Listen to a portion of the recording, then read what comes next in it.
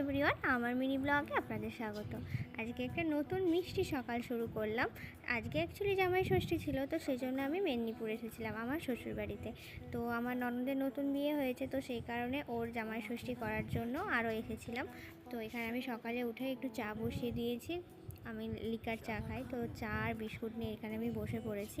তারপরে একে একে সমস্ত রান্নার আয়োজন করা হচ্ছে। এখানে 5 রকম ভাজা, তারপরে মাটনটা ম্যারিনেট করে রাখা হয়েছে। কাতলা মাছ নিয়ে আসা হয়েছিল দই কাতলা করার জন্য। তো এখানে আমি প্রথমেই যে 5 রকমের ভাজা সেটা আমি শুরু করে দিয়েছি। আলু ভাজা, পটল ভাজা, কুঁদরি ভাজা, তিল ভাজা আর কলমি শাক ভাজা, যে দুটো মা করেছিল।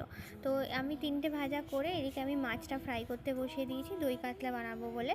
তো প্রথমে কাতলা মাছগুলোকে আমি ভালো করে ফ্রাই করে নিচ্ছিলাম। তো তারপরে হচ্ছে সমস্ত কিছু আগে থেকেই মশলা রেডি করা ছিল। তো এই যে দই কাতলা বানানোর জন্য আমি এখানে মশলাটা পুরোপুরি কষিয়ে নিয়েছি। যেহেতু প্রচণ্ড গরম পড়েছে, তো সেরকম বেশি আর কিছু আইটেম রাখিনি। 5 রকম ভাজা, দই কাতলা, মাটন, ফল, মিষ্টি যেগুলো থাকে আর কি, এগুলোই করা হয়েছিল। দই কাতলাটা রেডি হয়ে গেছে, আর মাটনটাকে আমি আগে থেকেই ম্যারিনেট করে রেখে দিয়েছিলাম। তো সেটাকে আমি ভালো করে কষিয়ে প্রেশার কুকারে সিটি মেরে দিয়েছি।